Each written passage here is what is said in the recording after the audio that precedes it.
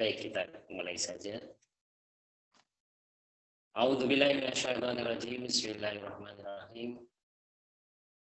Assalamualaikum warahmatullahi wabarakatuh. Waalaikumsalam warahmatullahi wabarakatuh. Waalaikumsalam warahmatullahi wabarakatuh.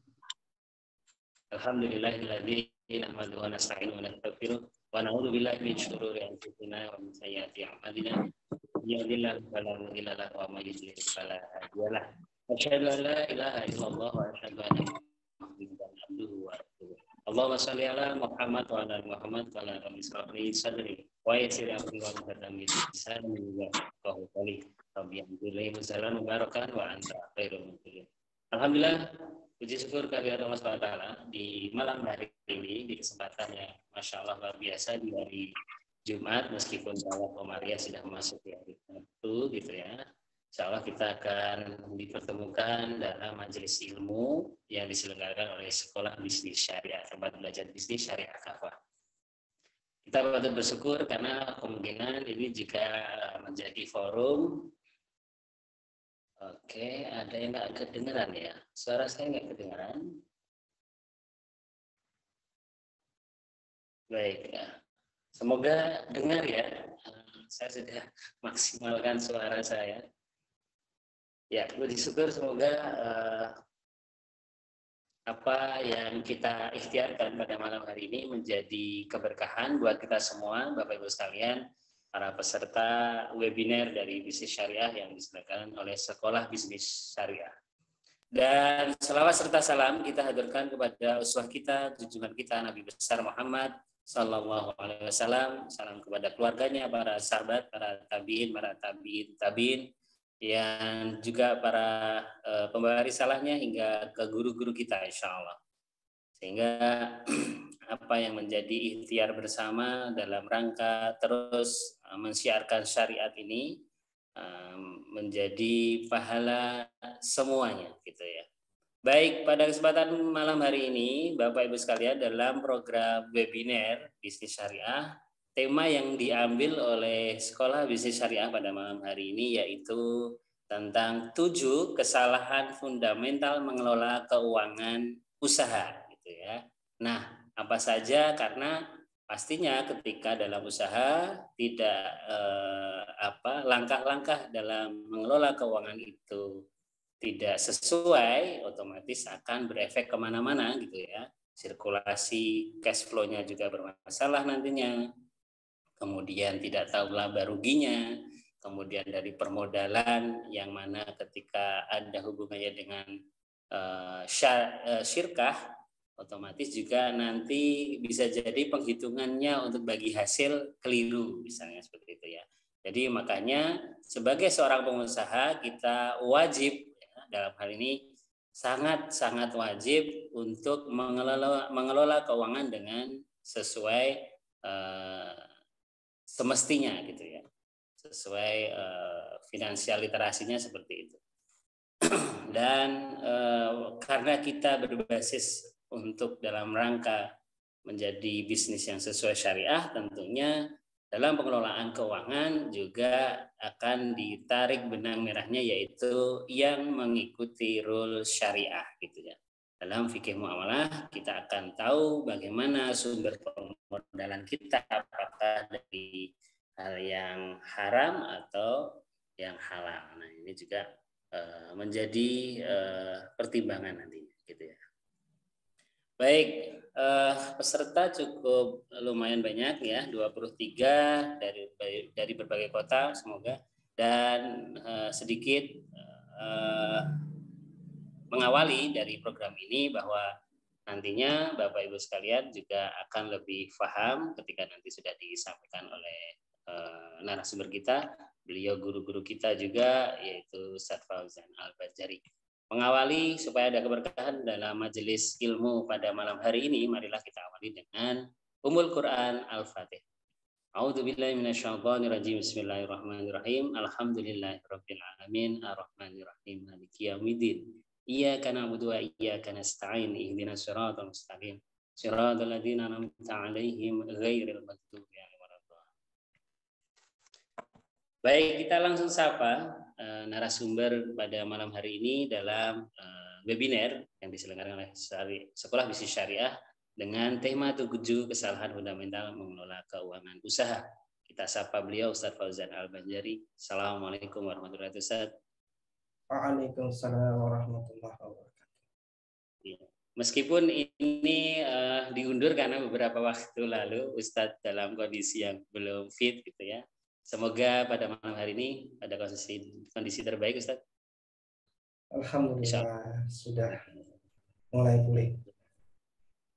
Baik, alhamdulillah. Ustadz, sebelum ke materi, boleh sedikit prolog di awal Ustadz bahwa kenapa Sekolah Bisnis Syariah pada malam hari ini menghadirkan program ini gitu ya. Apa alasan besarnya sehingga sangat penting sebagai pengusaha harus tahu 7 kesalahan yang bisa jadi banyak dilakukan oleh para pengusaha. Gimana Ustaz? Ya, karena kita memang ya di Indonesia itu terkait dengan literasi keuangan secara umum atau secara teknis itu memang kurang baik ya, sehingga banyak yang kena investasi bodong dan seterusnya ya. Dan secara syariah itu lebih kurang baik lagi karena banyak sekali yang belum memahami terkait dengan bagaimana seharusnya mengelola keuangan itu secara syar'i. Nah, oleh karena itu kita coba menghadirkan pembelajaran ini paling tidak untuk langkah awal ya, untuk kemudian memahami bagaimana seharusnya seorang muslim itu memahami mengelola keuangan usaha terutama baik itu nanti secara teknis ataupun secara syar'i. Begitu Ustaz. Baik, Masya Allah luar biasa. Jadi memang sangat penting karena pengusaha pastinya berhubungan dengan keuangan, arus kasnya dan sebagainya. Otomatis kita harus belajar tentang bagaimana mengelola keuangan dan utamanya sesuai syariah. Untuk itu kita langsung tidak berlama-lama, kita memasuki materi awal di 45 menit atau 1 jam ke depan, kemudian nanti kita buka tanya jawab. Makanya untuk siapkan pertanyaan-pertanyaan yang insya Allah akan dijawab oleh Ustaz. Baik, tafadhol Mas Kurat Ustaz. Syukran, jazakallah khairan katsiran Ustaz Azan. Bismillahirrahmanirrahim. Assalamualaikum warahmatullahi wabarakatuh. Assalamualaikum warahmatullahi wabarakatuh. Alhamdulillahirabbil alamin. Walladzi arsala rasulahu bil huda wa dinil haqq liyudhhirahu 'ala dini kulli wa kafa billahi syahida. Asyhadu an la ilaha illallah wahdahu la syarika lah wa asyhadu anna Muhammadan abduhu wa rasuluh la nabiyya ba'da. Allahumma salli wa sallim ala sayyidina wa habibina Muhammad wa ala alihi wa sahbihi ajma'in. Amma ba'd. Rabbi shrah li sadri wa yassir li amri wa hlul 'uqdatam min lisani yafqahu qawli. Rabbana zidna 'ilma warzuqna fahma. Bapak Ibu yang dirahmati Allah, para peserta webinar rahimakumullah. Alhamdulillah, segala puji bagi Allah Subhanahu wa taala, kita diberikan kesehatan, kita diberikan kesempatan, diberikan waktu luang untuk bisa bertatap muka di dalam aktivitas yang insya Allah dari Allah Subhanahu wa taala, thalabul ilmi, kita belajar untuk memahami bagaimana syariat-syariat Allah Subhanahu wa ta'ala di dalam kehidupan kita. Salawat dan salam selalu tercurah kepada junjungan agung Nabi Muhammad sallallahu alaihi wasallam serta keluarga beliau, istri-istri beliau, para sahabat yang mulia dan kaum muslimin yang istiqomah menjalankan dan mendakwahkan syariat Allah ila yaumil qiyamah. Alhamdulillah, malam hari ini kita akan sama-sama mempelajari atau membahas satu materi yang penting ya, terkait dengan pengelolaan keuangan usaha. Ada hal-hal fundamental yang harus kita pahami ketika kita memiliki usaha, dan kemudian di dalam usaha itu tentu saja karena setiap usaha itu pasti mengharapkan keuntungan, setiap usaha pasti mengelola keuangan. Oleh karena itu pengelolaan keuangan itu menjadi sesuatu yang sangat urgent dipahami oleh siapa saja yang kemudian ingin menjalankan usaha dengan baik. Oleh karena itu kita akan membahas hal ini, ya, yaitu terkait dengan 7 kesalahan fundamental dalam pengelolaan keuangan usaha. Nah, apa yang dimaksud dengan aspek fundamental keuangan usaha itu? Nah, aspek fundamental keuangan usaha itu artinya keberadaan dari aspek-aspek ini itu sangat vital, ya, sebagai fondasi dari keuangan usaha. Nah, karena itulah dia disebut dengan aspek fundamental. Berarti dia menjadi fondasi dari benarnya pengelolaan keuangan. Kesalahan dalam mengatur aspek ini, aspek fundamental ini akan membuat kebocoran keuangan atau bahkan gagalnya pengelolaan keuangan sendiri atau bahkan bangkrutnya usaha itu sendiri. Ya, karena ada hal-hal yang secara fundamental salah ketika kita mengelola keuangan usaha. Apalagi kalau modal usahanya tinggal itu-itunya saja, itu bahaya. Kalau modal usahanya bisa tanpa batas, ya berulang-ulang gagal bisa dikembalikan, ya itu coba-coba mungkin bisa, ya. Tapi kalau kemudian itu satu-satunya, ya maka tidak bisa kemudian trial dan error begitu saja. Maka memahami keilmuan dalam pengelolaan keuangan itu menjadi hal yang vital, ya, hal yang urgent bagi para pengusaha. Nah, Bapak Ibu yang dirahmati Allah Subhanahu wa taala, apa aspek fundamental keuangan usaha itu? Nah, kalau kita bicara tentang keuangan usaha sebenarnya hanya bicara tentang 2 aspek, ya, yaitu sumber pemasukan dan alokasi pengeluaran. Ini tiang dari keuangan usaha kita. Apa saja yang menjadi sumber pemasukan kita dan apa yang menjadi alokasi pengeluaran, ini yang harus dipahami dengan baik. Nah, sumber-sumber pemasukan dan alokasi pengeluaran yang ada di dalam usaha kita itu bisa menjadi hal yang baik untuk usaha kita atau menjadi hal yang tidak baik untuk usaha kita, itu tergantung dari kemampuan literasi keuangan kita. Jadi ketika kita memperoleh pendapatan itu akan kita gunakan untuk apa dan seterusnya, itu nanti tergantung bagaimana kemampuan kita membaca atau memahami terkait dengan pola skema keuangan yang dimiliki oleh usaha kita. Oleh karena itu, 2 hal ini, sumber pemasukan dan alokasi pengeluaran, itu harus dibarengi dengan literasi keuangan yang baik bagi para pengusaha. Dari situlah kemudian kita sebagai pengusaha itu bisa mengambil keputusan keuangan. Ya, hal-hal yang kita ambil apakah bersifat teknis, bersifat strategis terhadap usaha kita itu setelah kita mampu memahami apakah sumber pemasukan kita ini sudah kuat, sudah stabil, ya, dan seterusnya. Mana alokasi yang memang benar, mana yang alokasi yang tidak benar, itu harus kita pahami. Maka hal-hal ini yang menjadi fundamental di dalam keuangan usaha, ya, ada 4 hal yang kita harus perhatikan, yaitu memperhatikan bagaimana sumber pemasukan kita, kemudian bagaimana alokasi pengeluarannya, lalu kemampuan literasi, dan keputusan keuangan.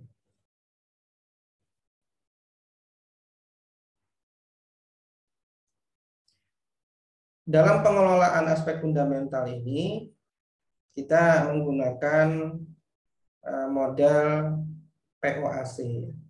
Untuk mengelola keuangan itu kita bisa menggunakan ilmu manajemen, yaitu planning, perencanaan, kemudian organizing, bagaimana kita mengatur, kita merencanakan keuangan, kemudian bagaimana kita mengatur keuangan di perusahaan kita, kemudian bagaimana kita mengaktualisasikannya atau mengimplementasikan setelah kita mengatur alokasi-alokasinya, dan bagaimana kita melakukan pengontrolan terhadap keuangan itu. Nah, ini adalah aspek fundamental bagaimana kita mengelola keuangan. Jadi keempat hal ini, planning, organizing, executing, dan controlling dalam pengelolaan keuangan, ini harus dikuasai. Ya, kalau perencanaan kita keliru, perencanaan kita salah, nah ini akan kesulitan nanti mengembangkan. Begitu pula ketika sudah direncanakan tapi kita mengorganizingnya nggak benar, ini juga akan bermasalah dalam keuangan. Atau ketika kita mengaktualisasikannya, ya ini juga perlu perhatian. Nah, beberapa hal yang kita bahas malam ini tentu saja tidak semua kita bedah, ya, karena waktu kita yang terbatas. Mudah-mudahan pada lain kesempatan kita bisa membahas hal yang lain. Tapi malam ini hanya ada 7 yang kita ingin sampaikan terkait dengan pengelolaan keuangan ini yang bisa mengganggu di dalam pengelolaan keuangan perusahaan atau usaha secara fundamental. Nah, dari keempat model manajemen ini, pada perencanaan misalnya, ya, 7 kesalahan yang masuk ke dalam pengelolaan usaha pada perencanaan, misalnya kita ambilkan 2 kesalahan. Yang pertama adalah salah kalkulasi.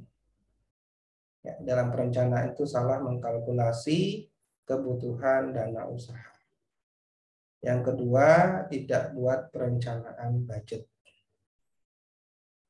Kemudian pada organizing, dana yang dimiliki diletakkan di dalam satu rekening, nanti kita bahas satu persatu ya. Kemudian punya pegawai, akuntan, dan kasir dijadikan satu. Ini nanti akan jadi masalah. Sedangkan pada implementasi atau aktualisasi, ya, sudah ada pemasukannya, tapi uangnya diinapkannya di karyawan. Nanti bagaimana maksudnya kita bahas. Dan pada implementasi juga tidak cek stok barang. Ini juga nanti akan mengganggu keuangannya. Dan pada controlling ini buruknya literasi keuangan. Nanti kita bahas satu persatu. Ini menjadi pembahasan kita malam hari ini. Yaitu ada 7 kesalahan fundamental di dalam pengelolaan keuangan. Nah, kita masuk ke pembahasan yang pertama. Salah kalkulasi dana usaha. Nah, setiap usaha yang akan dibangun itu harus dikalkulasi. Harus dikalkulasi dari sisi permodalan. Apakah cukup untuk mendanai usaha itu sampai kepada usaha itu bisa menghidupi dirinya sendiri. Nah, kalau ini nanti salah kalkulasi terhadap dana usahanya, bisa jadi usahanya tidak bisa hidup. Ya, nggak nyampe gitu. Untuk dia bisa hidup itu nggak nyampe. Kurang darah.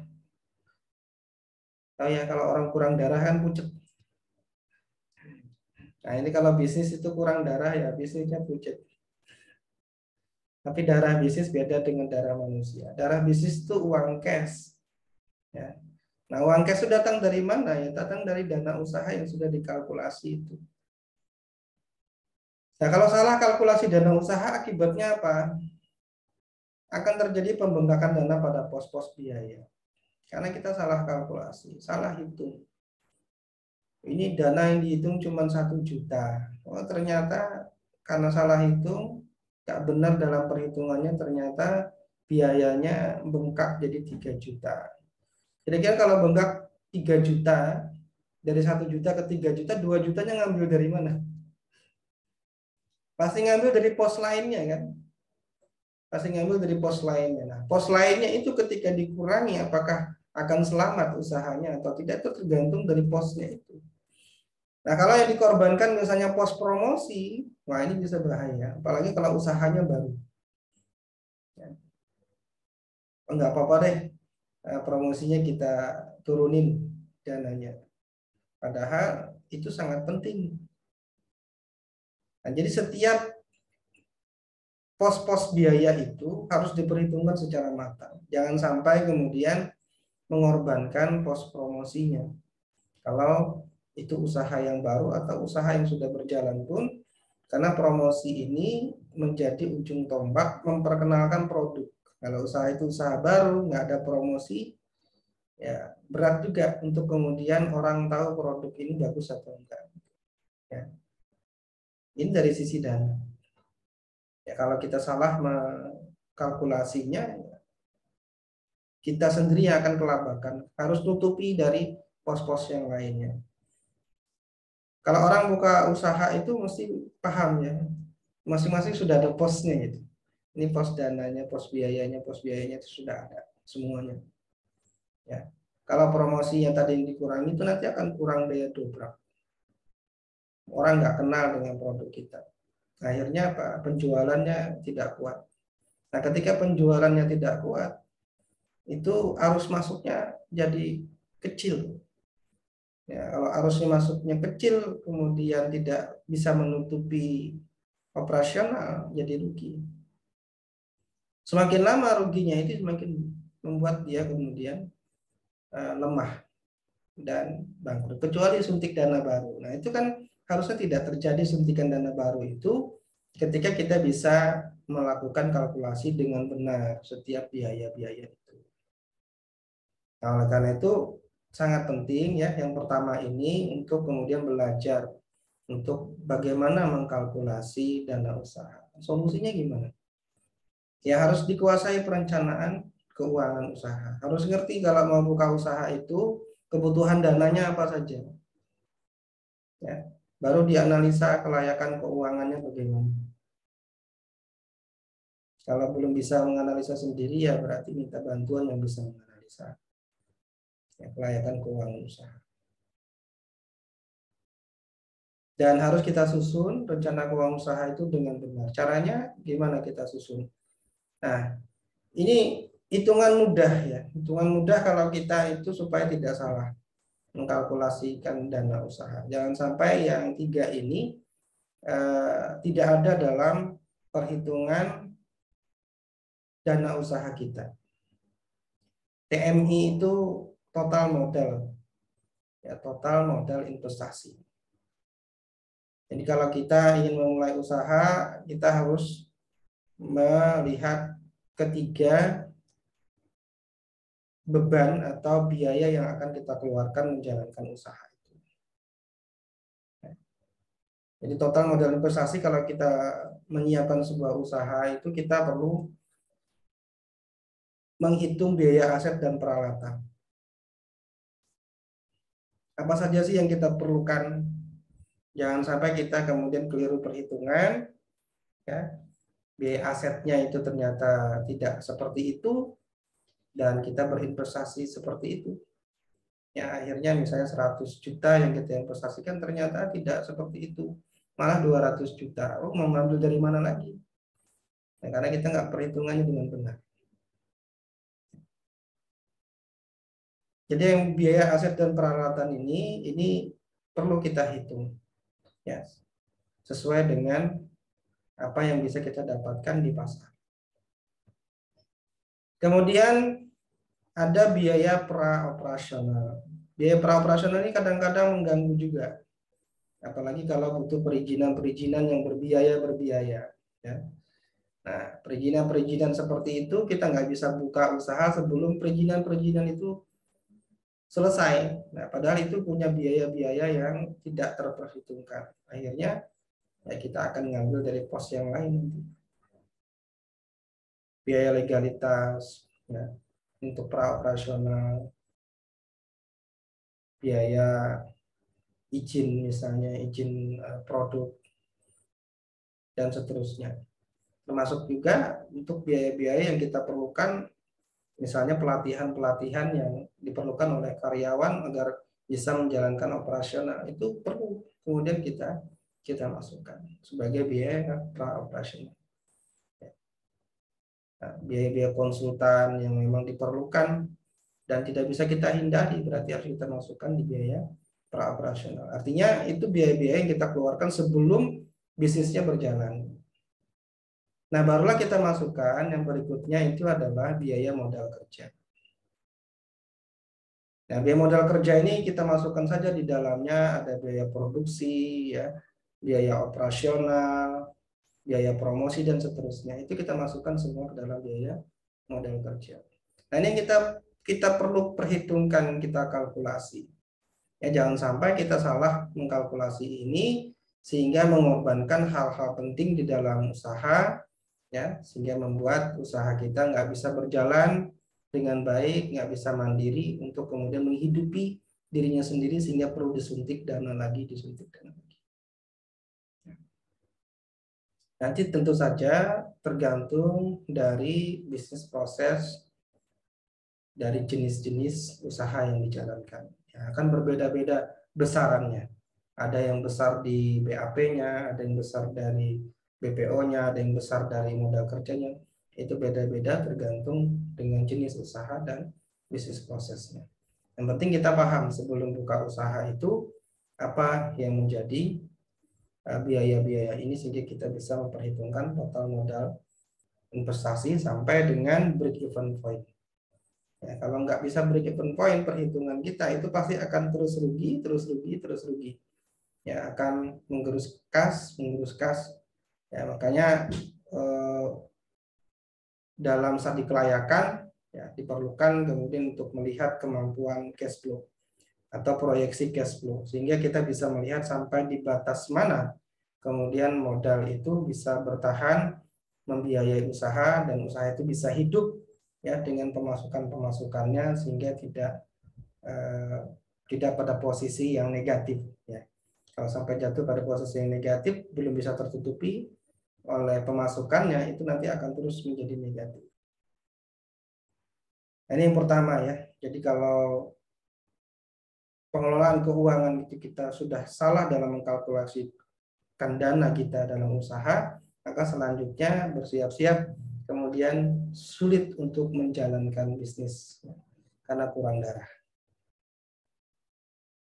Yang kedua, sudah dijalankan usahanya tapi tidak merencanakan budget bulanan. Kenapa budget bulanan ini penting? Ya.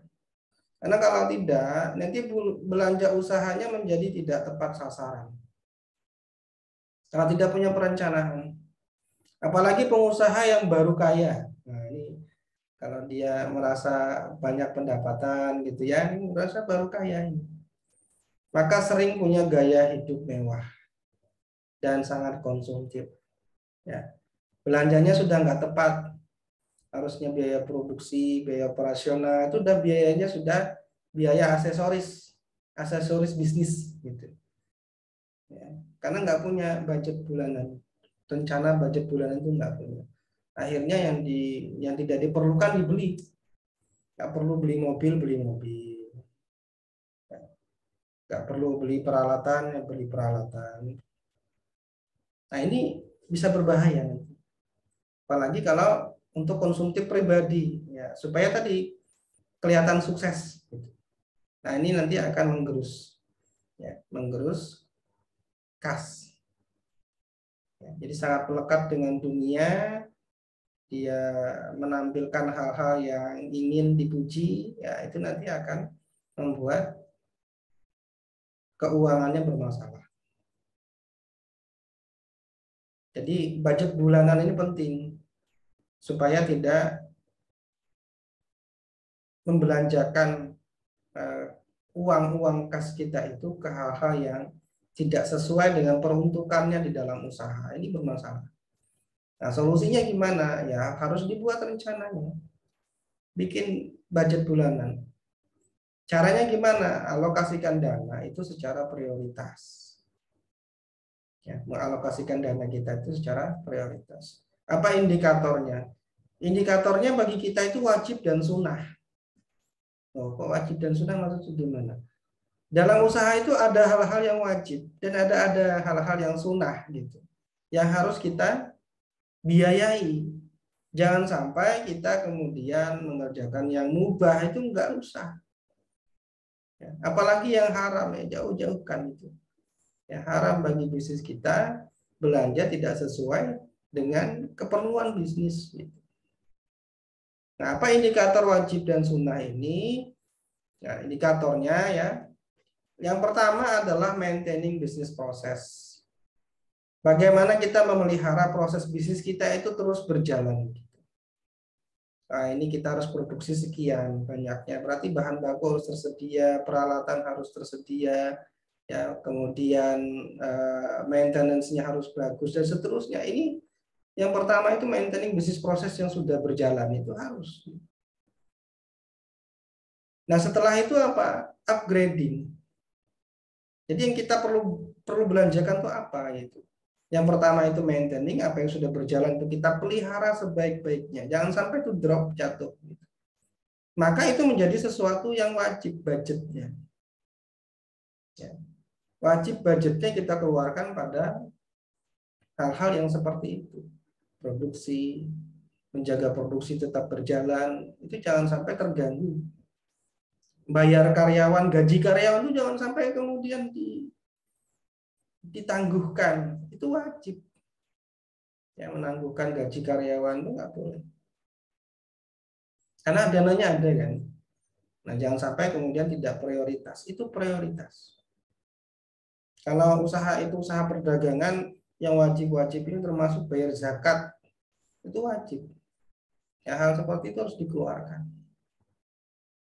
Bayar utang wajib. Nah, itu harus bayarkan. Kemudian upgrading, ini yang sunnah. Upgrading itu misalnya nambah promosi, ya, memperbaiki teknologi, itu upgrading. Buka kemitraan misalnya, itu upgrading. Nah, hal-hal seperti ini itu harus punya rencana bulanan. Jangan sampai yang maintaining business process itu kemudian terlupakan. Ya, sehingga belanja hal-hal yang tidak penting. Karena bisnis proses yang utama ini yang kita pelihara ini inilah yang memutar roda bisnis kita. Nah, kalau ini kemudian tidak kita benar-benar budgetkan tiap bulan, ini bermasalah. Ya, karena fluktuatif ya, atau fluktuasi dari bisnis itu mungkin terjadi. Gitu. Ya.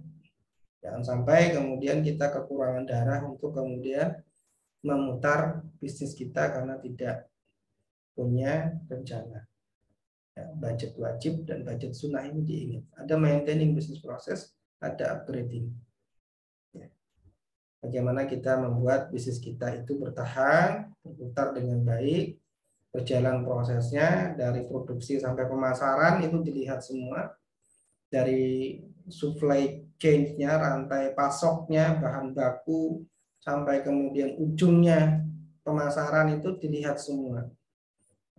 Biaya apa saja yang muncul itu adalah biaya wajib yang harus kita jaga. Hal-hal lain yang mau kita tambahkan ya silakan nanti. Kalau itu sudah terpenuhi, kita masih punya budget. Nah, ini budget sunnah. Ini yang kita keluarkan. Kita mau upgrading apa? Upgrading skill karyawan silakan. Upgrading teknologi silakan. Ya, upgrade promosi silakan. Tapi setelah semuanya beres di yang wajib ya. Supaya apa? Karena proses bisnis itu perlu berjalan. Nah, ini perlu kemudian direncanakan budget bulan. Baik, itu problem pada perencanaan ya, utamanya di situ. Kemudian pada organizing. Kita tuh sudah punya uang, tapi dikumpulkan di satu rekening. Rekening pribadi ya di situ, rekening bisnis ya di situ. Boleh nggak? Ya boleh saja, nggak ada yang haram. Kalau bisa disiplin ya silakan. Tapi kebanyakan kan susah disiplin. Ya, susah disiplin. Ya kalau semuanya di satu rekening ini nanti bisnis bisa kekurangan kas. Kenapa? Ya terasa banyak terus kan. Wah, uangnya banyak di rekeningnya. Sehingga yang terjadi apa? Pengeluaran pribadi yang banyak tidak terkontrol, belanja ini, belanja. Kenapa? Ya namanya orang punya banyak uang, Kita tuh dikasih uang berapa aja bisa habis kok gitu. Ya. Dikasih 1 juta ya habis sebulan. Kasih 2 juta ya habis juga. Kasih 3 juta ya habis juga. Karena kalau sudah ada uangnya itu ya pengennya beli ini beli itu kan gitu. Nah, makanya kalau di rumah itu dikasih 3 juta ya sebulan habis ya iya. Kasih 5 juta ya habis juga sebulan. Nah tadi bulan kemarin kasih 3 juta habis. Cukup. Iya cukup. Nah sekarang kasih 5 juta habis juga. Ya cukup juga gitu. Kenapa ya? Karena merasa uangnya banyak. Ya kalau uang pribadi nggak masalah. Nah ini kalau uang bisnis pas diperlukan kurang. Ada kebutuhan dana yang besar untuk usaha, uangnya tidak cukup. Terus ngapa? Nyarinya kemana? Ya ngutang, ngutang lagi. Ya, itu nambah beban bisnis itu. Ya, gara-gara apa? Organizing aja sebenarnya gitu. Ini persoalannya persoalan organizing. Bagaimana kita mengorganisasikan? Kalau memang satu rekening dengan rekening pribadi berarti harus berani disiplin gitu.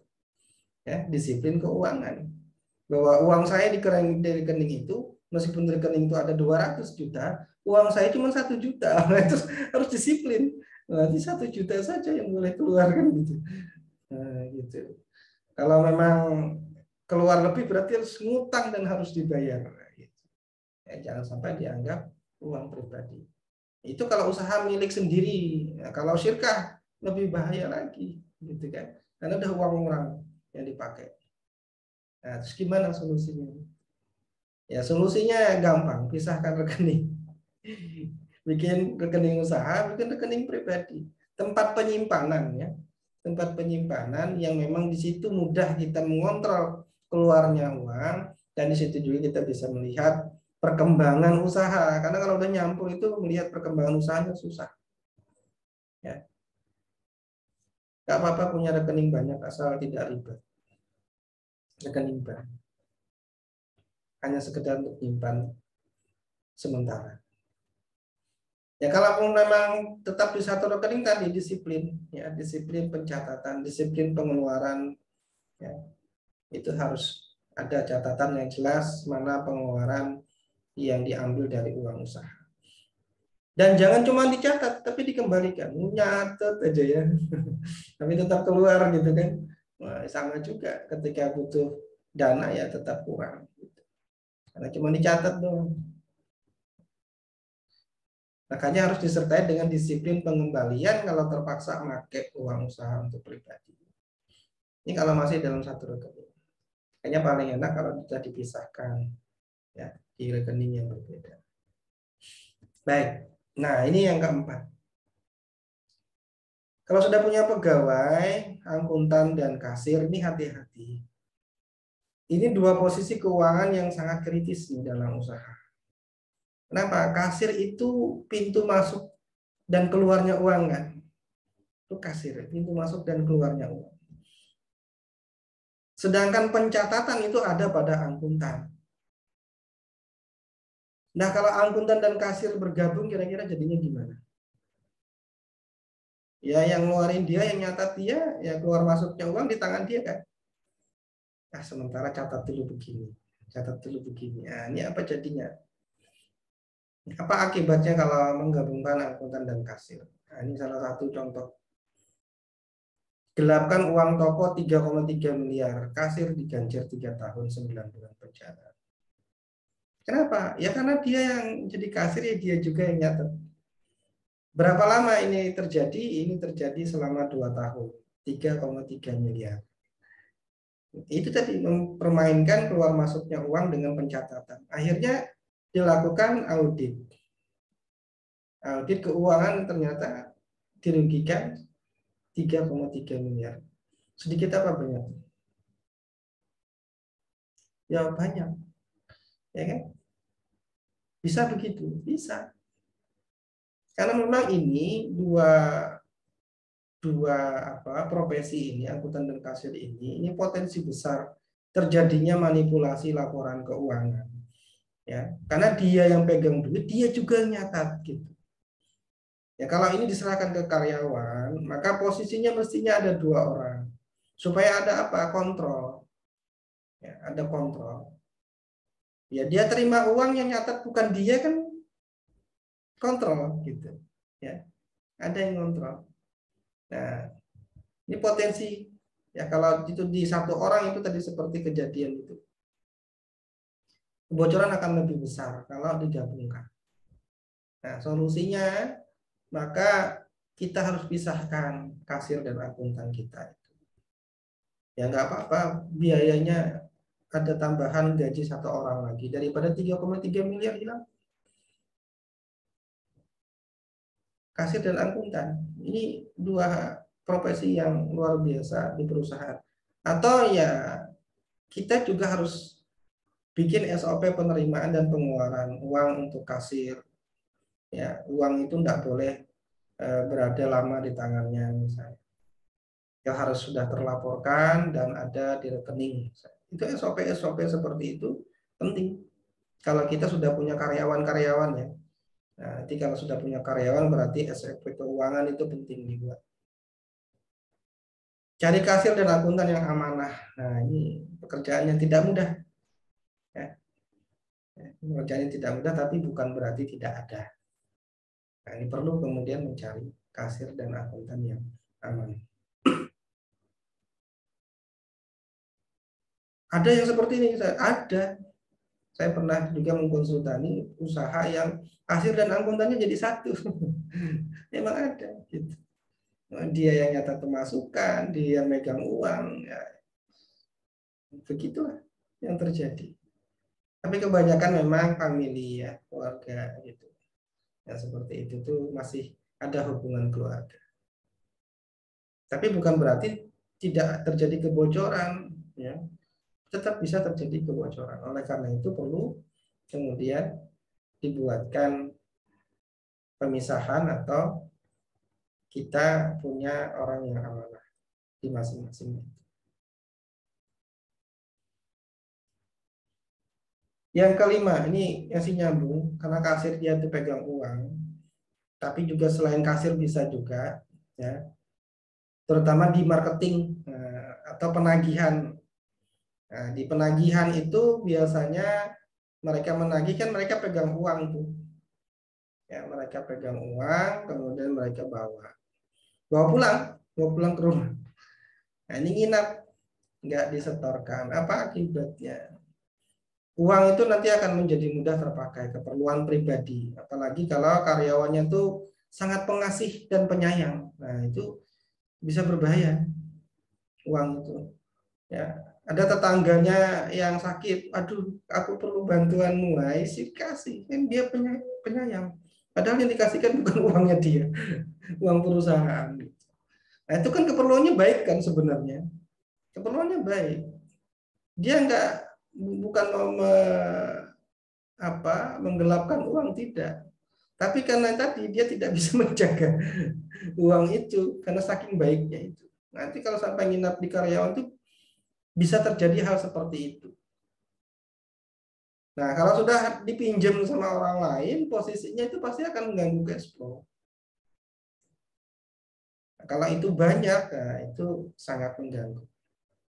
Itu bisa terjadi kebocoran. Itu gara-gara uang menginap di karyawan saja problemnya.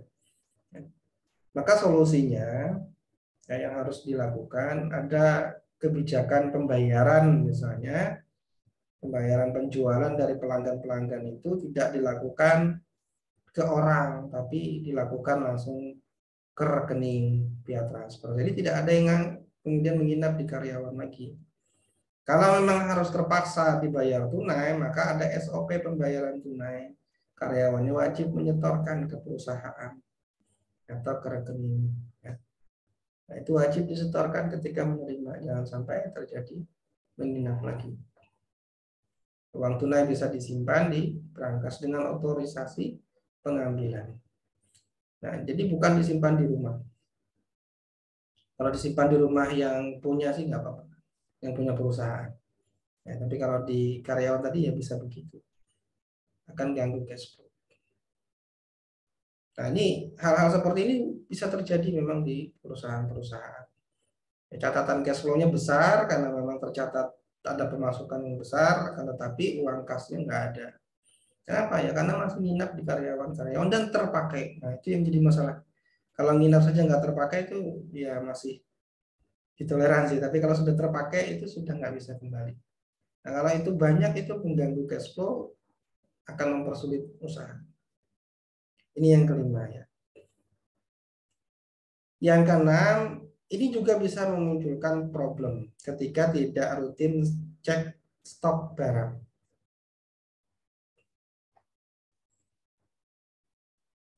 Ini lagi ya, gelapkan uang perusahaan 1 miliar, karyawati ini ditangkap polisi. Dia bisa menggelapkan itu kenapa? Ya karena memang catatan stok barang dengan apa yang dia terima itu bisa dia rekayasa. Kenapa? Karena memang tidak pernah dicek juga.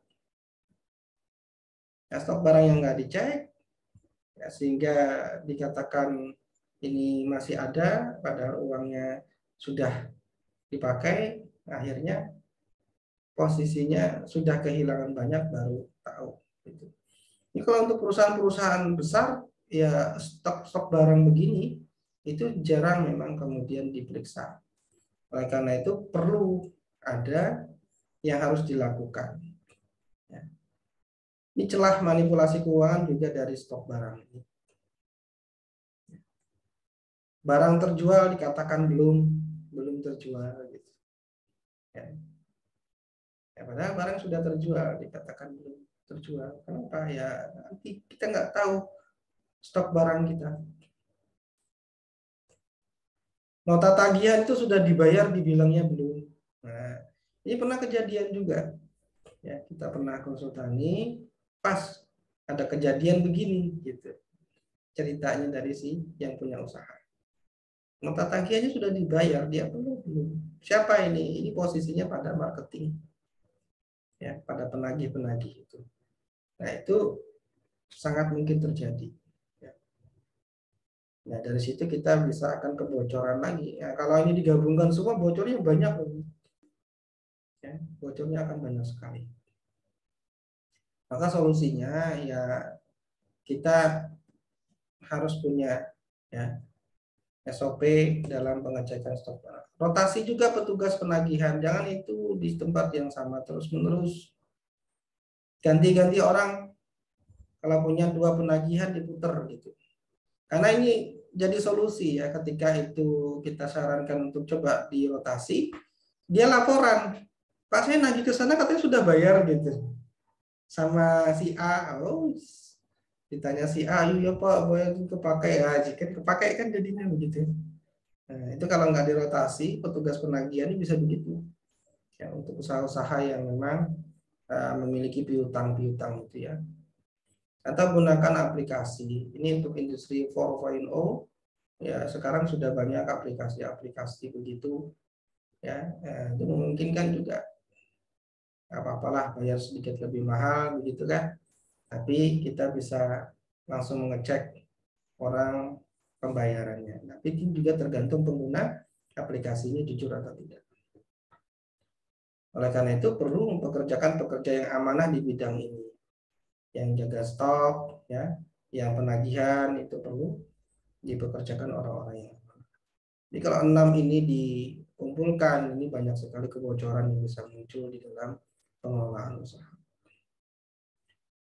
Dan yang terakhir ya, yang ketujuh, ini adalah buruknya literasi keuangan. Itu mungkin sudah kita bisa tambal semua gitu ya. Sudah bisa kita atasi semua, solusi-solusinya ada. Sekarang kita lihat ya. Ini yang utama yang harus kita pahami. Nah, literasi keuangan usaha itu bagi kita pengusaha muslim itu bukan hanya sekedar persoalan teknis. Ya, literasi keuangan usaha bagi kita, ya, literasi keuangan itu apa sih? Kemampuan kita memahami bagaimana kita mengelola keuangan dengan benar, sesuai dengan syariat dan sesuai dengan teknis yang seharusnya menjadi pengetahuan kita tentang keuangan di dalam usaha kita.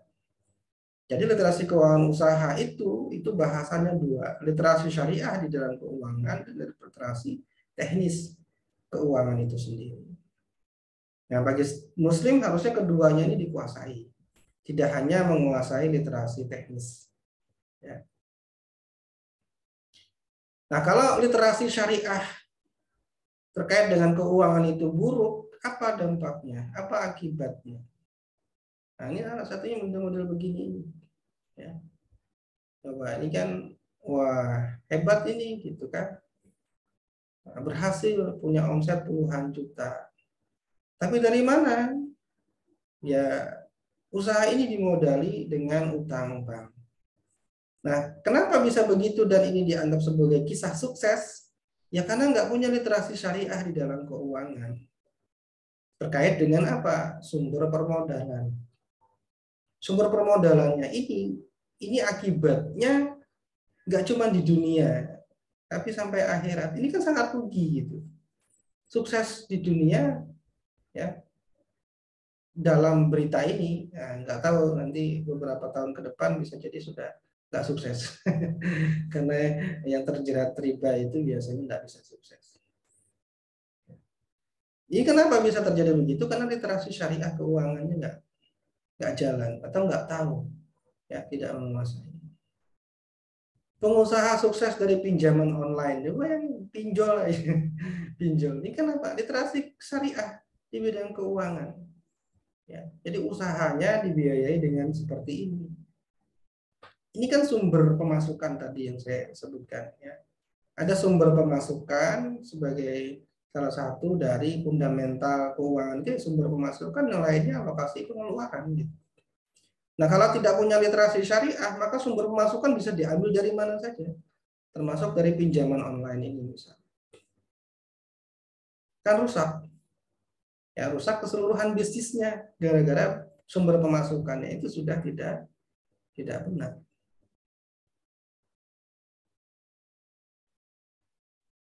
Nah, ini terkait dengan ini berita saja ya.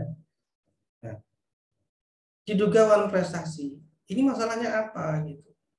Ini masalah crowdfunding. Masalah crowdfunding. Banyak yang terlibat. Akhirnya apa? Bermasalah. Kenapa? Janjinya itu kan setiap tahun akan dapat sekian persen dari omset. Nah, itu kan bagi hasil ceritanya. Tapi bagi hasilnya benar nggak?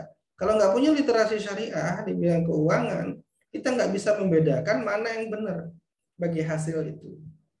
Nah, ini bukan masalah utang ya, ini bagi hasil sudah. Tadi kan masalah pinjaman. Nah, ini sudah masalah bagi hasil.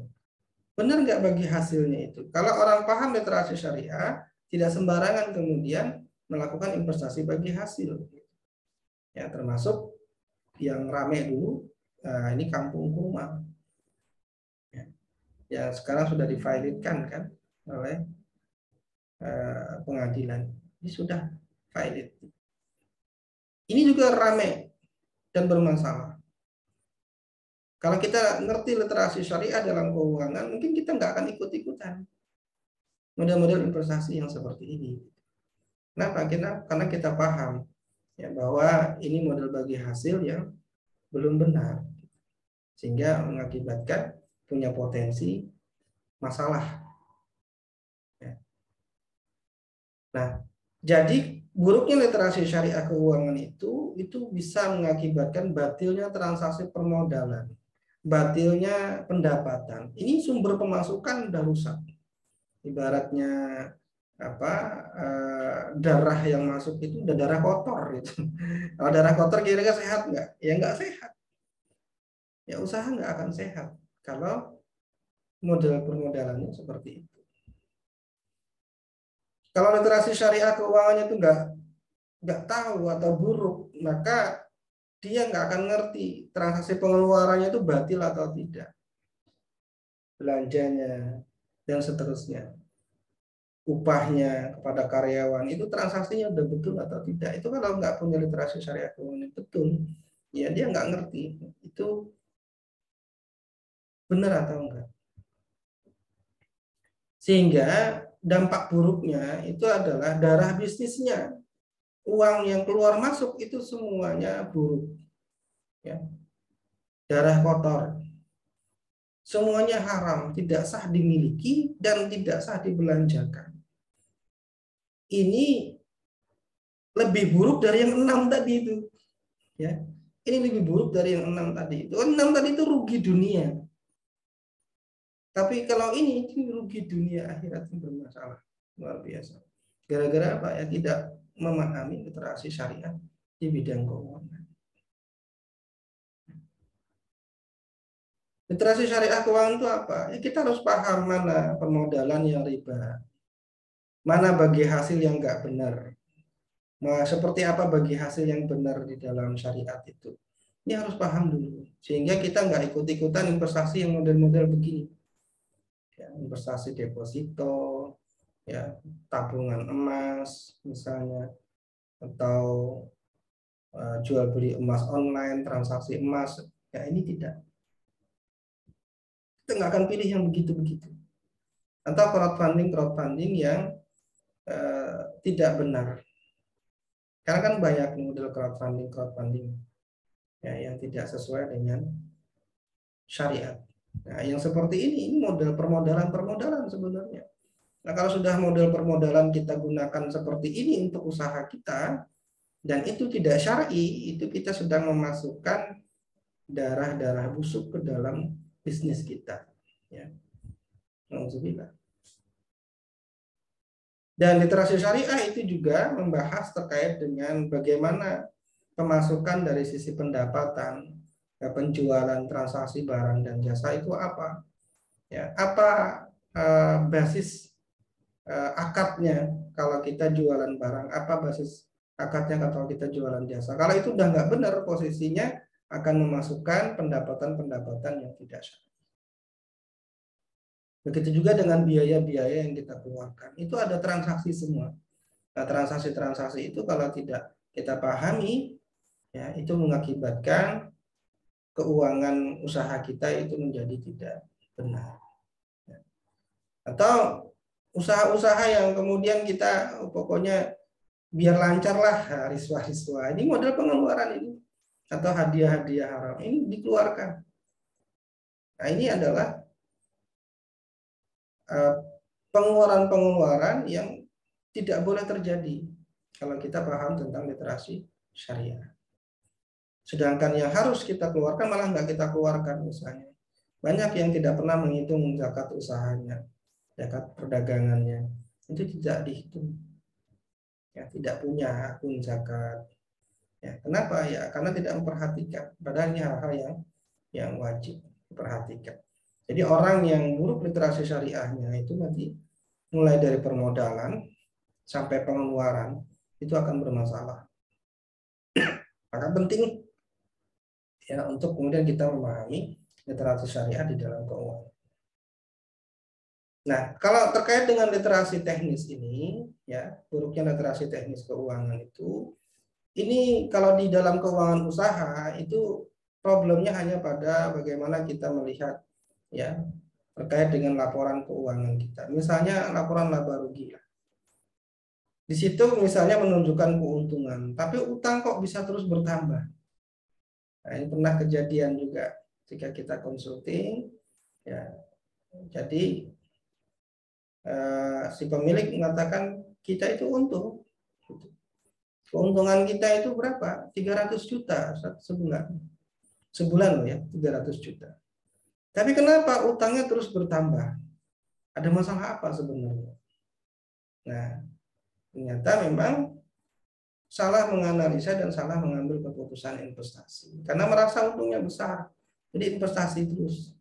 Tapi investasinya kok nggak nutup dengan labanya. Nah, ini karena punya problem. Ya. Problem dalam melihat laba rugi. Tidak memahami bagaimana karakteristik dari laporan laba rugi dan karakteristik dari laporan cash flow. Ini kan secara teknis saja sebenarnya. Ya. Nah, biasanya orang mengajarkan hal-hal teknis-teknis ini saja. Lupa mengajarkan syariatnya. Nah, contoh kasusnya secara teknis ya. Misalnya penjualan terjadi setiap bulan dengan omset ya sebagaimana pada laporan laba rugi. Pembayaran konsumen dengan metode tempo. Rata-rata dibayar 45 hari. Nah, muncul laporan laba ruginya begini.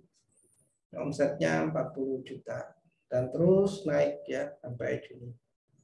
Ini HPP-nya juga sama mengikuti naik.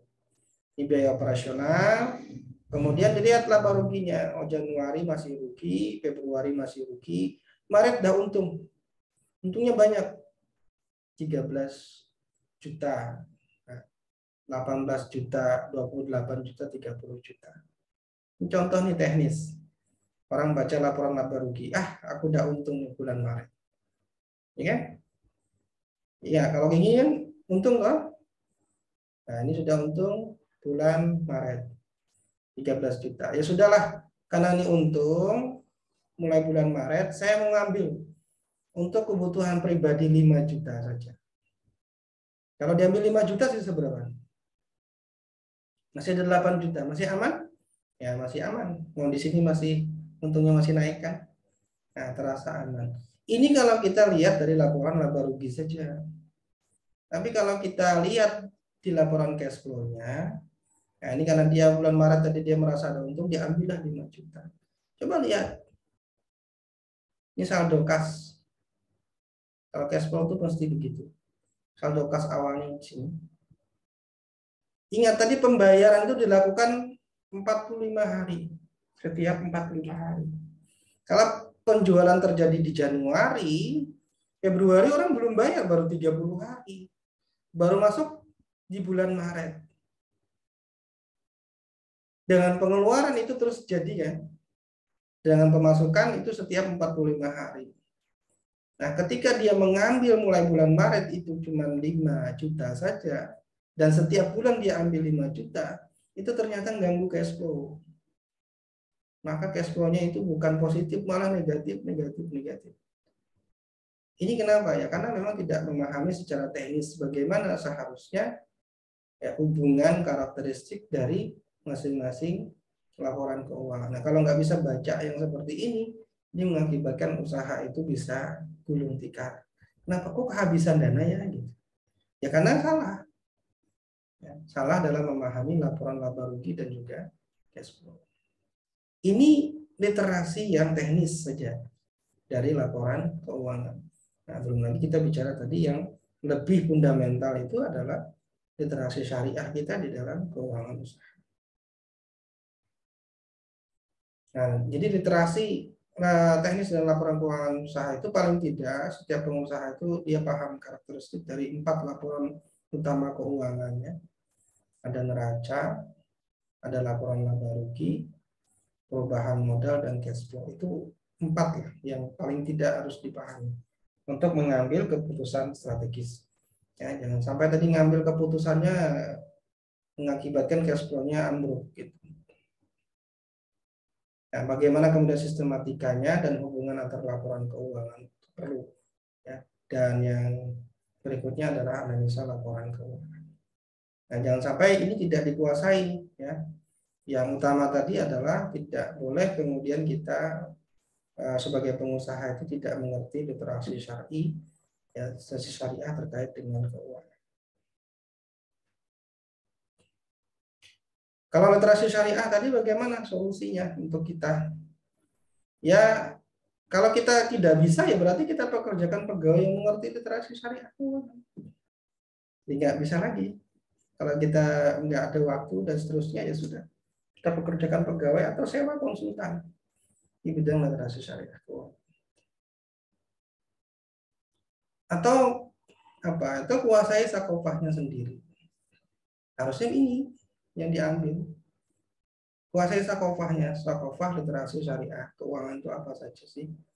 Karena setiap pengusaha itu punya kewajiban, ya, punya kewajiban untuk dia menguasai sakofah di bidang syariah terkait dengan keuangan usaha yang dia jalankan.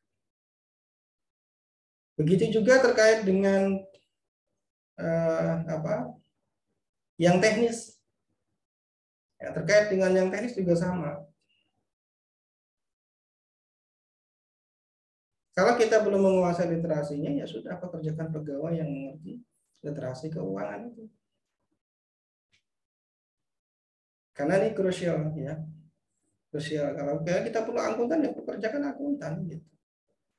Ya, yang paham bagaimana kemudian membuat laporan keuangan yang benar, tidak hanya membuat tapi juga bisa memberikan analisa terkait dengan laporan keuangan itu. Tapi lumayan mahal. Lumayan mahal. Ya, karena memang itu tadi, karena itu kan keilmuan. Atau sekarang sudah banyak juga gunakan aplikasi pencatatan yang langsung dengan analisa laporan keuangannya. Ya, ini sudah banyak. Tapi kebanyakan ya teknis, gitu. Ya, makanya ini kita ini literasi teknis. Ya, belum kemudian yang berhubungan dengan literasi yang bersifat syar'i di dalam keuangan itu. Nggak ada di aplikasi. Sakofahnya nggak diaplikasikan. Makanya itu sakofahnya harus dikuasai gitu ya. Karena sakofahnya nggak diaplikasikan ke dalam aplikasi. Oleh karena itu, pilihannya kuasai ilmunya sendiri. Nah, itulah yang harus kita lakukan ya dalam 7 kesalahan fundamental di dalam keuangan syariah. Ya, dalam keuangan usaha itu.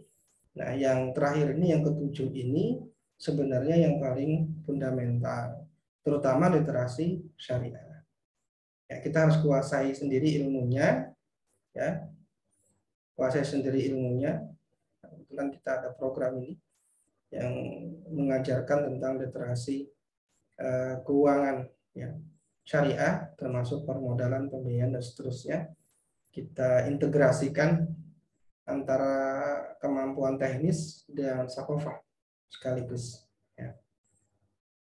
Dan seperti tadi dikatakan oleh Ustaz Azam, ada keuntungan malam hari ini. Kita akan jelaskan details 6 hal ini. Ya. Terus juga integrasi sakofah dan keilmuan teknis. Ada contoh-contoh kasus yang nanti kita berikan. Bisa dipelajari berulang-ulang. Nah, ini silahkan kemudian bisa dimanfaatkan ya hal-hal yang seperti ini untuk memudahkan. Nah, kalau misalnya tidak punya waktu untuk belajar harus bagaimana? Kita perlu solusi semua kan? Nah, kalau nggak punya waktu untuk belajar gimana? Saya itu sibuk, tidak ada waktu mempelajari ilmu baru. Ya sudah, berarti kita private consulting yuk. Ya. Nanti dibimbing dari nol. Baik, mungkin itu ya, kita memberikan solusi terhadap berbagai problem fundamental di dalam keuangan. Saya kembalikan ke Ustaz Hasan. Baik, jazakallah Ustaz Al-Banjari di sesi perdana bahwa ini memang sangat ada peluang besar bagi kita belajar lebih dalam lagi gitu ya. Kalau ini sebagai pengantar awal ada 7 kesalahan fundamental mengelola keuangan usaha seperti sudah disampaikan di malam hari ini, dan saya kira layak untuk kita semua belajar kembali untuk lebih mendalami nantinya di Syariah Financial Literasi Training gitu ya, yang akan diselenggarakan oleh Sekolah Bisnis Syariah. Tadi investasinya tidaklah untuk sebuah ilmu, apalagi untuk investasi leher ke atas. Insya Allah ini penawaran yang terbaik gitu ya. The special price untuk malam hari ini yang ikut hadir akan bisa langsung kontak ke admin Sekolah Bisnis Syariah dengan ada penawaran special price nantinya ya. Karena kelasnya ini intensif ya, dengan sekian kali pertemuan pembelajaran dengan materi yang sudah dipaparkan di tadi, saya kira layak untuk kita semua lanjut untuk mengilmui lagi gitu ya, apalagi sebagai business owner misalnya seperti itu. Baik, kita ada sedikit, kalau mau biar lebih mantap mau tanya-tanya langsung pada malam hari ini, silahkan ya, tema tentang persoalan pengelolaan keuangan usaha gitu. Baik, kita langsung buka pertanyaan. Siapa yang mau bertanya dulu boleh gitu ya. Ada yang langsung mau raise hand bertanya langsung, kami persilahkan. terkait yang sudah dibahas, ya, 7 kesalahan dalam mengelola keuangan usaha. Ya, untuk mau daftar gimana caranya, langsung ada di chat nanti nomor admin ya, langsung dikontak di nomor admin dari SBS. Dan nanti juga di terakhir kita tampilkan lagi ininya. Tapi kita langsung bikin buka wacana dulu untuk bertanya ya, supaya lebih mantap nanti untuk mau lanjut ke pembelajaran selanjutnya, apa saja nih yang ingin diketahui, dipelajari dan sebagainya. Nah, dari apa yang sudah diprolog di awal. Baik, Pak Ahmad Juli, monggo kami persilakan. Baik, Assalamualaikum warahmatullahi wabarakatuh. Selamat malam, Pak Ustadz. Kebetulan sebelumnya saya pernah beli buku yang satu paket ya, Syariah in Finance, terus Syirkah dan yang lainnya. Cuma yang jadi kendala itu kan di lapangan sebenarnya antara ini ya. Jadi ketika misalkan kita ingin mengatur keuangan, tapi suatu waktu ketika misalkan ternyata kan kita mungkin ada hutang atau yang lainnya yang itu sebenarnya tidak ada kaitannya dengan usaha kita. Akhirnya kita akan mengatur karena mungkin kan suatu di masa itu kita itu pemasukan itu bersumber hanya dari usaha itu saja gitu kan. Nah, untuk mengaturnya seperti apa? Karena kan pasti akan berantakan. Lagi pribadi lagi kita harus bayar hutang yang sebenarnya tidak ada kaitannya dengan usaha. Nah, itu yang pertama. Yang kedua, mungkin bisa dijelaskan lebih detail untuk training yang nanti akan dijalankan itu, yang satu paket itu yang mungkin yang tadi dijelaskan, tapi yang lebih mendetailnya nanti akan seperti apa nih metode penyampaiannya, dan mungkin apakah entah ada praktek, konseling atau yang lainnya ketika ada di kursus yang ataupun training yang akan dijalankan. Mungkin itu saja. Terima kasih. Assalamualaikum warahmatullahi wabarakatuh. Waalaikumsalam. Pak Jajuli gitu ya. Baik, Ustaz Fauzan langsung dijawab, Ustaz. Kayaknya tadi yang pertama pertanyaan di poin ketiga persalahan. Ya, alhamdulillah. Biasanya begitu ya, biasanya begitu. Jadi kalau kita punya usaha, kemudian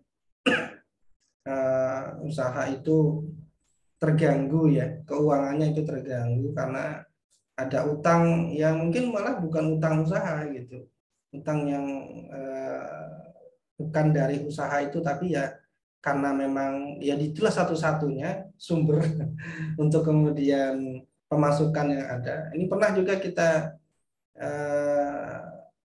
consulting ya, usaha yang punya milik pribadi gitu ya. Karena dia milik pribadi ya adanya di satu rekening ya begitu. Ya. Karyawannya itu protes. Karyawannya protes. Karyawannya lumayan 30-an orang. Karyawannya protes. Sebenarnya pemasukan kita ini besar kan, karena kita sudah dijadikan konsultan di situ, kita masuk sampai ke karyawan. Dan kebetulan itu karyawannya itu manajer keuangannya. Katanya, ini sebenarnya besar Ustaz pemasukannya ini, tapi kok kita ini kayak nggak punya uang kas. Muternya susah banget gitu. Kenapa ini ya? Problemnya saat itu ownernya memang melakukan pengambilan pribadi yang cukup besar.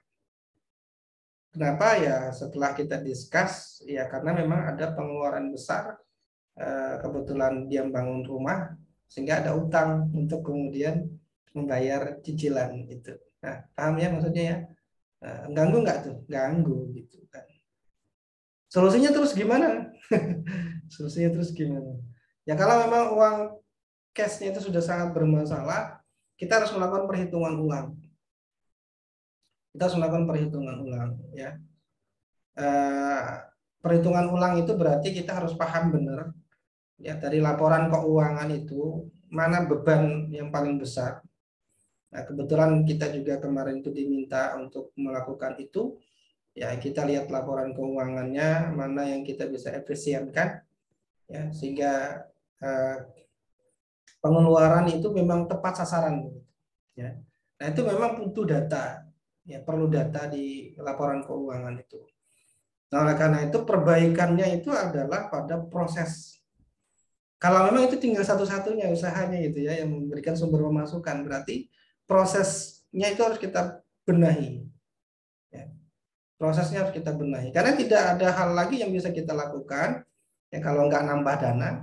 Kalau ada dana yang bisa kita tambah, atau kita memperbesar pendapatan kita sehingga tertutupi yang namanya pengeluaran tadi. Ya.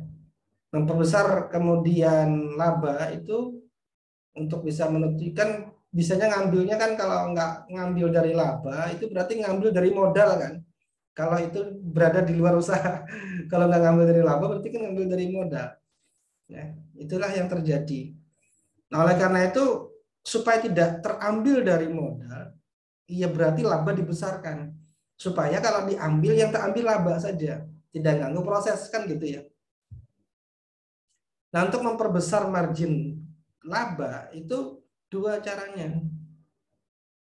Perbesar omsetnya dengan biaya yang tetap, bisa nggak? Nah, itu kan perlu dilihat dulu jenis produknya, dilihat juga proses bisnisnya, ya. Atau kemudian mengefisiensikan pengeluarannya, baik itu produksi maupun operasional. Nah, kalau dua-duanya bisa dilakukan, maka klub itu ketemu, aman. Ya, maka yang terambil nanti cuma nggak terambil modal, tapi yang terambil cuma laba. Tapi ini tidak bisa kita selesaikan kasusnya kecuali kita benar-benar ngerti problemnya gitu. Nah, yang pernah kita bantu itu kita bisa selesaikan dua-duanya, yaitu memperbesar margin laba supaya kemudian tidak terambil modal gitu. Ya, karena dengan besarnya laba itu berarti yang diambil oleh pemilik itu dari laba sehingga proses itu tidak terganggu. Nah, kita bisa menurunkan biaya operasional yang tidak tepat sasaran itu sampai bisa meningkatkan labanya itu di 30% naik. Kemudian penjualannya itu bisa kita tingkatkan sehingga ada kenaikan yang cukup signifikan dari laba sehingga tidak protes lagi manajer keuangan. Ya kenapa? Ya karena sudah tertutupi ambilan dari owner tadi itu gitu untuk keperluan menutupi keperluan pribadi. Itu kan sebenarnya bukan kepentingan usaha ya. Tapi uang dia yang punya usaha kok gitu. Masa nggak boleh ngambil gitu. Ya, saya bilang juga ke manajer keuangannya. Yang punya usaha siapa? Saya bilang, ya beliau. Ya terserah beliau. Beliau mau ngambil kan gitu. Itu uang, ya uang beliau, modal ya modal beliau juga gitu. Tapi kan usaha jadi nggak lancar, ya betul, makanya kita perbaiki. Jadi yang bisa dilakukan kira-kira itulah ya. Nah untuk bagaimana detailnya tentu kita memerlukan pengetahuan yang cukup banyak terkait dengan proses bisnisnya. Kalau enggak ya nggak bisa kita benahi keuangannya. Ya, itu yang pertama mungkin ya dari Pak Ahmad Jejuli tadi. Kemudian yang kedua terkait dengan program pembelajaran yang tadi kita sampaikan itu ya Syariah Financial Literacy Training itu nanti pembelajarannya yang pertama via Zoom seperti ini ya, pembelajaran via Zoom seperti ini. Nah kita akan mengkombinasikan bagaimana literasi syariah dengan literasi teknis di dalam keuangan. Yang paling penting itu nanti kita akan belajar literasi keuangan syariah itu apa saja. Ya, yang harus dipahami oleh seorang pengusaha sehingga dia tidak menabrak rambu-rambu syariah di dalam keuangan. Itu yang pertama. Sehingga kita membersihkan dulu sumbernya. Ya, sumber dari darah tadi kalau kita bicara darah bisnis itu kan uang ya. Uang cash itu darah bisnis gitu. Jangan sampai darah-darah kotor itu masuk gitu. Nah, nanti kita lihat di situ literasinya.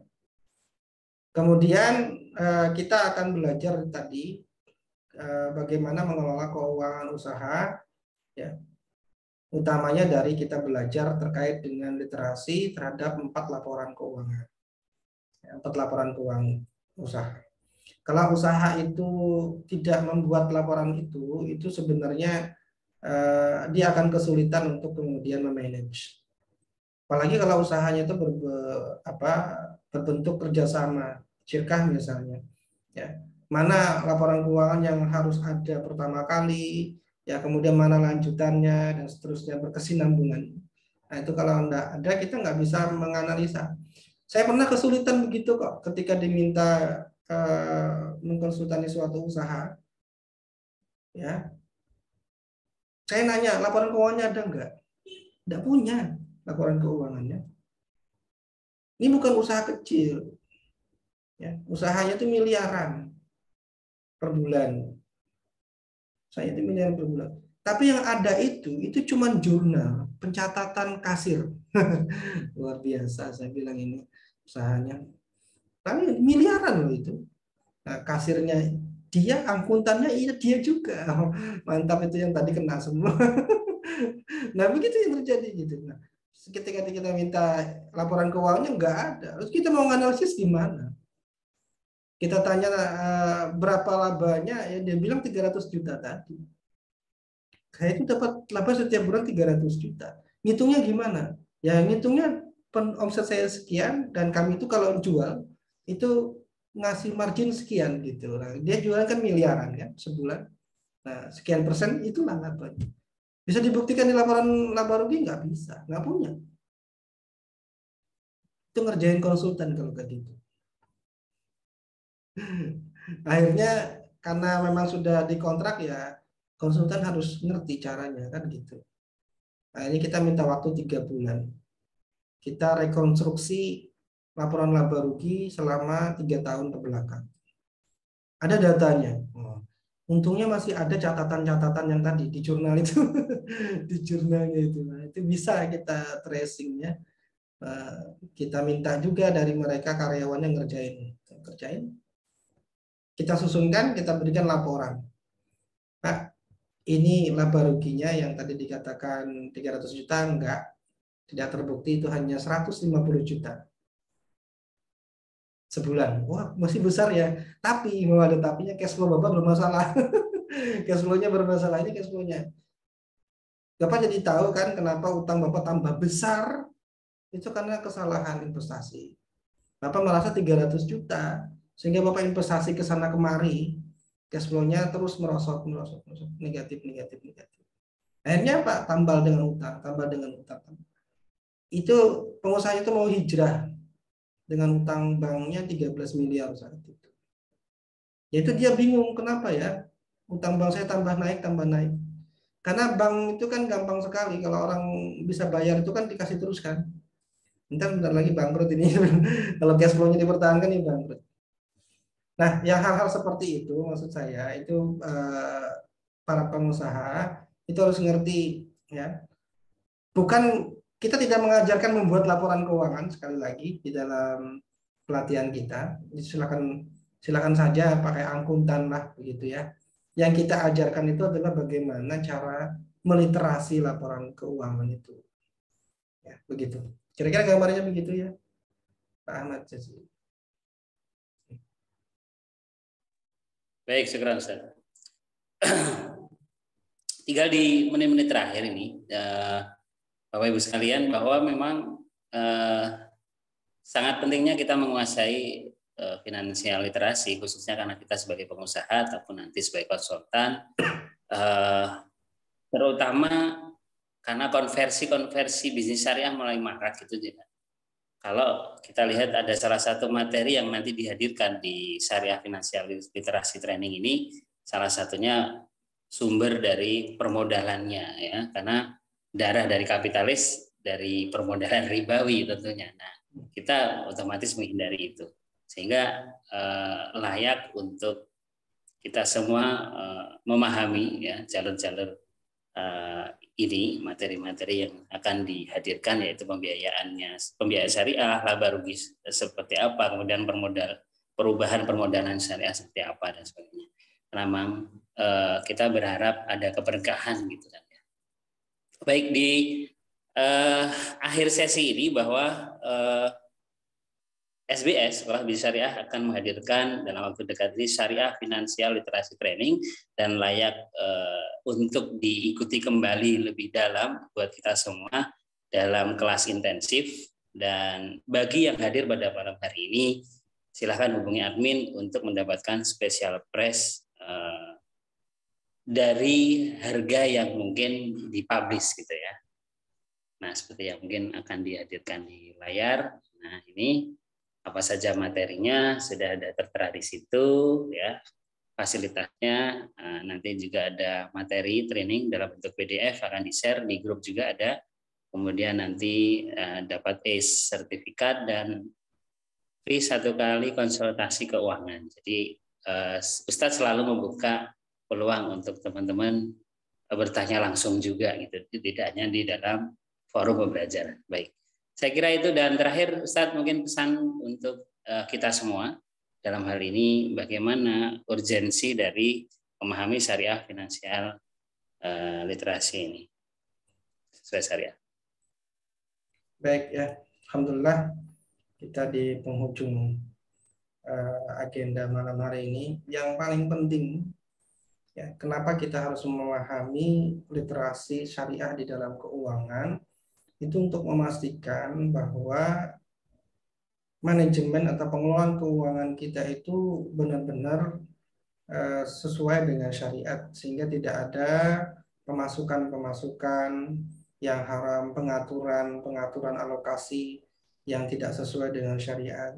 Kemudian kita juga mulai membiasakan dengan bentuk-bentuk ya, laporan-laporan keuangan yang diisi oleh akun-akun yang memang wajib ada, karena bentuk badan usaha kita misalnya itu bentuk badan usaha yang mengharuskan ya diolah laporan keuangannya itu sesuai dengan syariat. Bisa jadi ya kita sudah berhijrah, kemudian kita menggunakan syirkah ya, sehingga kita harus menggunakan laporan keuangan syirkah yang benar gitu.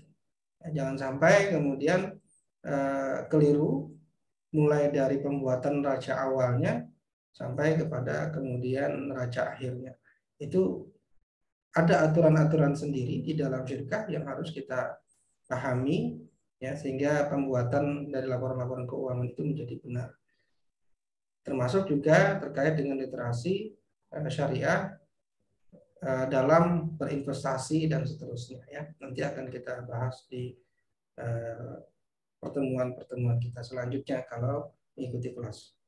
Baik, demikian Allah a'lam bishawab. Mudah-mudahan bermanfaat malam hari ini untuk kita semua. Hadanallahu iyyakum ajma'in wa afu minkum. Assalamualaikum warahmatullahi wabarakatuh. Waalaikumsalam warahmatullahi wabarakatuh. Jazakallahu khairan kepada Ustaz Fauzan Al-Banjari atas pertemuan di awal dari apa yang diinginkan dari saya untuk kita semua kembali mengenai tentang literasi. Ya, sudah jelas ada 7 kesalahan fundamental pengelola keuangan usaha itu yang sudah kita tadi pelajari bersama 7. Baik, kita akhiri perjumpaan di malam hari ini dengan doa kafaratul majelis. Karena kita terima kasih, dan kami tunggu untuk kebersamaan kembali di kelas Syariah Finansial Literasi Training.